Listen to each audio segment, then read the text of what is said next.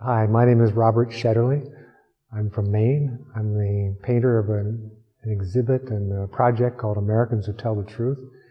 And today I'm at the Martin DePorres Center here in Columbus, Ohio, and they have mounted an exhibit of 21 of my paintings from the Americans Who Tell the Truth project, and they will be here till May 17th of this year. I'm a self-taught artist, and I spent many years trying to find a voice for what interested me in art, and I finally found it in doing surrealist art, work that was ambiguous and mysterious, and that seemed to me the most important thing I could be doing as an artist, to be inviting other people to use their own experience and imaginations to engage my stories and see if they could find something of their own in them. However, that all changed approximately 12 years ago, right after 9/11, when our government started to tell us that we needed to invade the country of Iraq for reasons which were unfortunately not true. And I kept thinking as an artist that I needed to be less concerned with my own career as an artist and be a better citizen at that time, to try to find some way to use what I do best, which is paint, in the service of citizenship, both of this country and of the world. And I finally came up with the idea of, basically for my own welfare, of surrounding myself with people from this country whom I have admired for the work that they have done, both in the past and in the present, to try to make this country a more honest place, to help it to be the kind of country that it claims to be, based on its own ideals about justice and freedom and equality and inalienable rights. My initial goal was to paint 50 portraits that I decided to call Americans Who Tell the Truth. And now I've painted nearly 200 of those portraits, and it has been an extraordinary journey for me, both what I've learned about American history and what I've learned about the obligations of citizenship, and what I've learned about political engagement, what actually is necessary in terms of courage and persistence to achieve a goal that brings more justice on social, economic, and environmental terms. And at this point, I have no end goal in sight. I mean, no stopping point.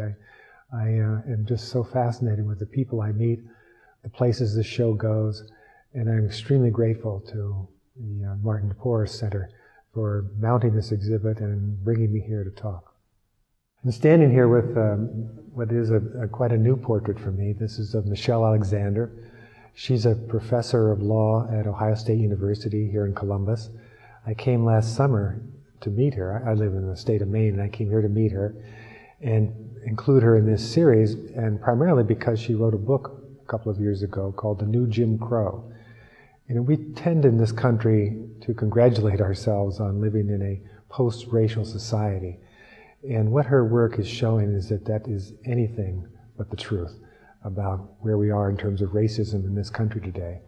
And the point that she makes with very deeply documented history is that the systems that we have had in this country for institutionalizing racism, whether they're slavery or Jim Crow or the variety of other means that has worked, are working very well today, but through the legal system that millions of particularly young black men are being felonized, being put in prison for usually non-violent crimes, often drug crimes, crimes that are not being enforced against the white community, but only against people of color. And that these people, once they've been sent to prison and then released, have lost the same kind of rights that were taken away from them during the Jim Crow days. The right to vote, the right to live in public housing, the right often to even get a job is gone. And that often the only recourse for them is to go back to jail. And her work is extremely important work to show that how institutionalized racism continues today, and then offers a way for us to organize and stop this practice. As probably most of you would know, is that the United States imprisons more people than any other country in the world, more than South Africa, more than China, and that most of that prison population are people of color. and that is largely because the laws are not instituted fairly, that they're mostly used to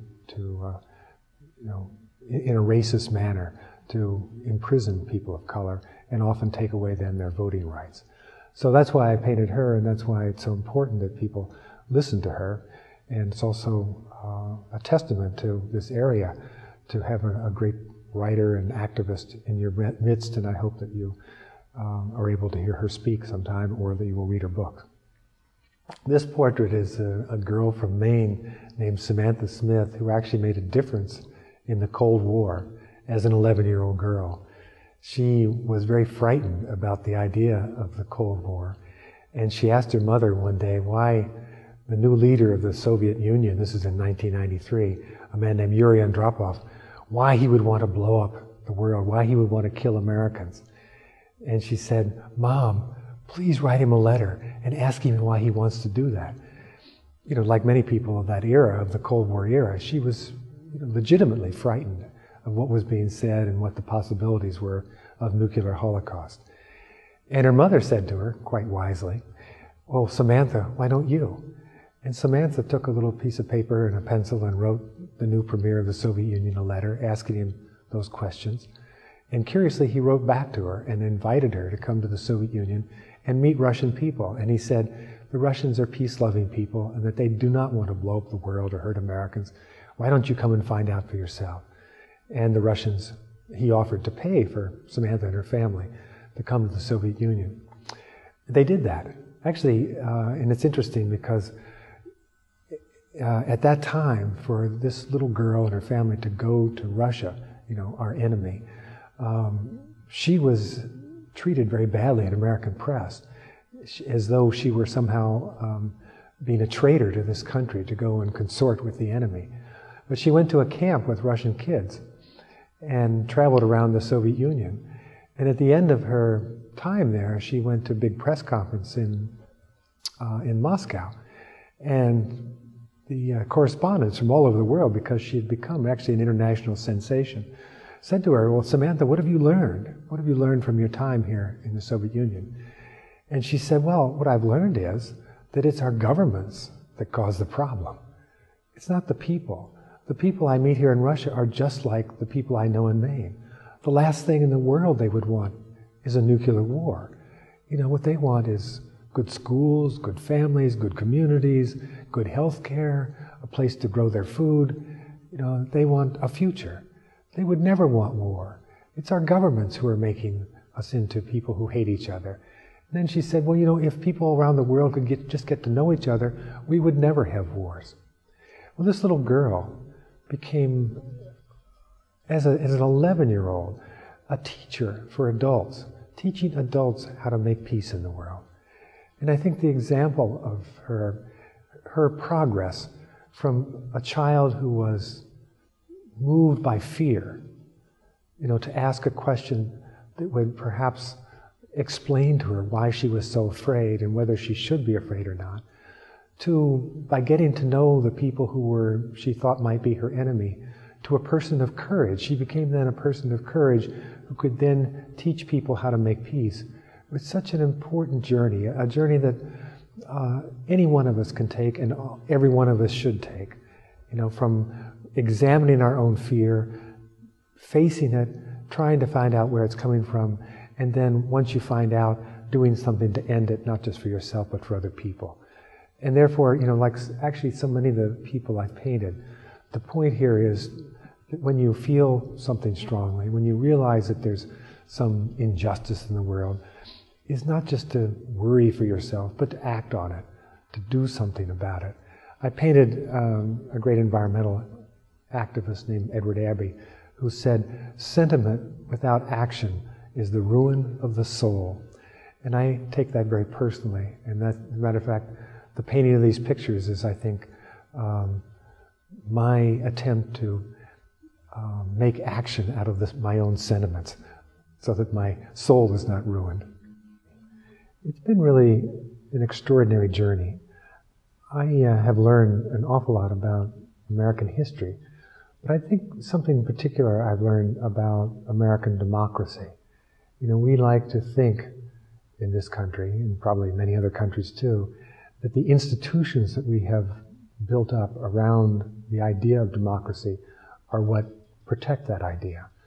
And in fact, when you look at our institutions today, whether they're the press, the Congress, the administration, the courts, I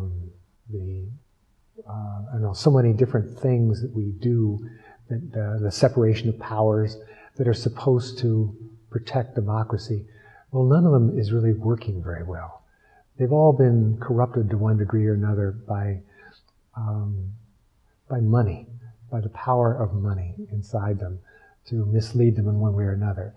Now, on the one hand, that could make one pretty depressed about where we are and the opportunities or the chances for actually changing things. Because if your institutions are not working as they should or are corrupted by the power of money, it makes it look like anyway, that you're not going to be able to solve the most serious problems. However, it has also been made very clear to me in the process of painting the portraits that I have, that what actually animates democracy is not its institutions, but the people. That whenever the people have the courage to stand up and demand what it is that is in their best interest, that's when democracy is alive. It doesn't need a Congress, it doesn't need a president, it doesn't need, a court system necessarily. It doesn't need any of those things. It needs a courageous citizenry. And that's what we all need today. And that's, I think, what I also understand very much today is how we all have to take that on as an obligation today because of the extreme nature of some of the problems that are confronting us all, whether about economy and war and peace and environment. These are big, big issues which need all of us to be more engaged as citizens. So thank you very much. I'm Robert Shetterly. I really appreciate this opportunity to be here in Columbus, to be here at the DePorres Center, to share my art with you, and to use it to create dialogue about who we are as a people and what we want of our own future and how we can shape it ourselves.